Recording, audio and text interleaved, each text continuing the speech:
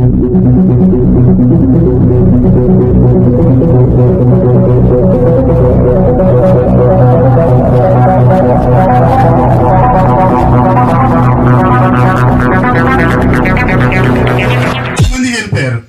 వరదల వల్ల మునిగి కరెంటు షాకులు కొట్టి రకరకాలుగా ముఖ్యమంత్రి గారి కార్యాలయానికి పంపిస్తే 48 గంటల్లో తిరగకుండా ఒక్కొక్క కుటుంబానికి 5 లక్షలు చెక్కులు పంపిస్తే వాళ్ళకి పరిహారం ఇవ్వటం జరిగింది.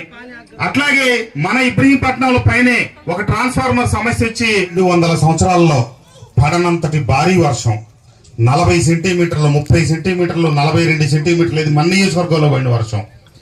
31వ తారీఖు ఉదయం నాకు మన కౌన్సిలర్ గోపాలరావు 7ంటికి వీడియో పెట్టాడు.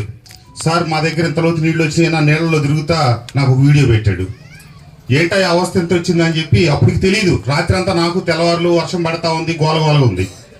సరే నేను ఆ వీడియో చూసి గోపాలరావుకి ఫోన్ చేస్తే సార్ మా ఏరియా అంతా మునిగిపోయింది. అప్పటికి ఈ ప్రాంతానికి హైవేకి ఇటు మనకే ఇబ్బంది లేదు, బుడమేరు వల్ల వచ్చిన ఇబ్బంది అక్కడ మన కాజీమాన్యం ఎస్టీ కాలనీ ఇవన్నీ ఇబ్బంది వచ్చింది. సరే వెళ్ళి నీళ్ళలో తిరగటం, కలెక్టర్ గారిని పిలవటం, మీ ఇద్దరం కలవటం, ఈ లోపల పెద్ద వర్షాలు అవటం. మైలవరంలో ఎప్పుడు చరిత్రలో చూడండి ఊరి నడి రోడ్లో 4 అడుగులు నీళ్లు రావటం, ఆ దేవుడి చెరువు అవన్నీ మొత్తం మునిగిపోవటం, ఆ గొడవలో ఉన్నాం మేము. ఇది జరుగుతూ ఉంది. 31వ తారీఖు పొద్దున అయ్యేటప్పటికి ఈ నీరంతా విజయవాడ వెళ్ళటం, బుడమేరు పొంగటం, ఈ మన కింద ఉన్న గ్రామాలు ఏలప్రోలు కావచ్చు, రాయనపాడు, పైడూరుపాడు ఇవన్నీ మునిగిపోవటం, ఈ నీళ్లు విజయవాడకి వెళ్ళటం, విజయవాడ అంతా డ్యామేజ్ అవటం, ఈ గొడవలో ఉన్నాం. ఎప్పుడైనా మనకి చరిత్ర అంతా తెలిసింది కూడా నాగార్జున సాగర్ నుంచి కనుక 5 లక్షల క్యూసెక్కులు నీళ్లు వదిలితే ఎంత వర్షం పడినా ఈ మధ్యలో మనకు ఒక 50,000 క్యూసెక్కులు కలుస్తాయి. మనకు అంతకంటే వరద కొత్త కాదు, వరద మనకు తెలియంది కాదు. వరద రావటం పోవటం మన చిన్నతనం నుంచి చూస్తూ ఉన్నది. కానీ నాగార్జున సాగర్ దిగువన 6 లక్షల క్యూసెక్కులు రావటం అనేది అసలు చరిత్రలో ఎప్పుడు చూడని పరిస్థితి. అక్కడ 5.5-6 లక్షలు వదిలితే ప్రకాశం బ్యారేజ్కి 11,43,000. ప్రకాశం బ్యారేజ్ కట్టిన తర్వాత చరిత్రలో మొట్టమొదటిసారి అంత నీరు ఒక్క ఉదుటిన ఒక గోడ దెబ్బ, చెంప దెబ్బ అన్నట్టు ఇటేమో కృష్ణానది దెబ్బ, ఇటేమో బుడమేరు దెబ్బ.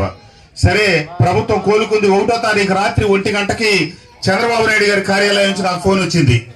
కృష్ణప్రసాద్ గారు ముఖ్యమంత్రి గారు వస్తున్నారు, మీరు ఎక్కడున్నారని. నేను ఇక్కడ పల్లెల్లో తిరుగుతూ ఉన్నానండి. ఏది రాత్రి 1 గంటకి నేను గ్రామాల్లో ఉండగానే ఫోన్ వచ్చింది. మళ్ళా నేను తిరుక్కొని కరెక్ట్గా 1:30 కల్లా ఇబ్రహీంపట్నం రింగుకు వచ్చి మన చిట్టిబాబు గారికి, సీతారాయ గారికి జ్వరం 103 జ్వరం, ఆయన బయటికి రాలేని పరిస్థితిలో ఉన్నారు. ఎవరైతే నాయకులు ఉన్నారో వాళ్ళని కలుపుకున్న ఈ లోపల మన గాజులపేటలో ఉన్న ఆడవాళ్ళందరూ, ఈ లోతట్టు ప్రాంతాల వాళ్ళందరూ హైవే మీదకి వచ్చేసి పాకలు వేసుకొని అక్కడ చిన్న చిన్న గుడాలు వేసుకున్నారు. 2 గంటలకు ముఖ్యమంత్రి గారు ఇబ్రహీంపట్నం రింగ్కి వస్తే ఆయన తీసుకొని ఇదిగోండి సార్ మా ప్రజలందరూ ఇంత అవస్థ పడతా ఉన్నారు. అప్పటికే నీళ్లు కొద్దిగా ఇబ్రహీంపట్నం రింగులోనేమో దగ్గర రింగుకు ఒక 20 అడుగుల దూరంలోకి వచ్చేసినాయి. ఫెర్రీ రోడ్లోకి వెళ్లే పరిస్థితి లేదు. అప్పుడే ఇక్కడ హైవే దాటుతా ఉన్నాయి, నీళ్లు ఎక్కి రోడ్డు మీద పొంగిపోతున్నాయి. ఆ రకంగా మూలపాడు దాకా తీసుకెళ్లి చూపించాను నేను అన్ని చోట్ల గ్రామాల పరిస్థితి. ఆయన కళ్ళతో ఆయన గమనించారు. మూలపాడు దాటి అవతలకి వెళ్ళడానికి ఇక పరిస్థితి వీల్లేదు, రోడ్డు మీదకి అంతా 3 అడుగులు నీళ్లు వచ్చేసినాయి.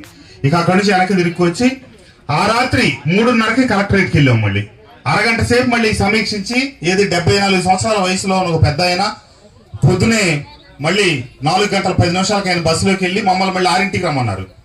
మేము వెళ్ళి మళ్ళీ 1 గంట పండుకొని మళ్ళీ 6 గంటలకు ముఖ్యమంత్రి గారి కార్యాలయానికి వెళ్తే మళ్ళీ సమీక్ష చేసి, కృష్ణప్రసాద్ నేను నియోజకవర్గం ఎక్కువ ఎఫెక్ట్ అయింది, వెళ్ళు నువ్వన్నీ పరిశీలించుకో అని చెప్పిన మీదట నేను వచ్చి మళ్ళీ గ్రామాల్లో తిరగటం. నేను తొలిసారి శాసనసభ్యుడిని అయినప్పుడు 2019లో కూడా వరదలు వచ్చినాయి. అప్పుడు మన ఈ గాజులపేట ఇదంతా ఎఫెక్ట్ అవ్వలేదు, కానీ మన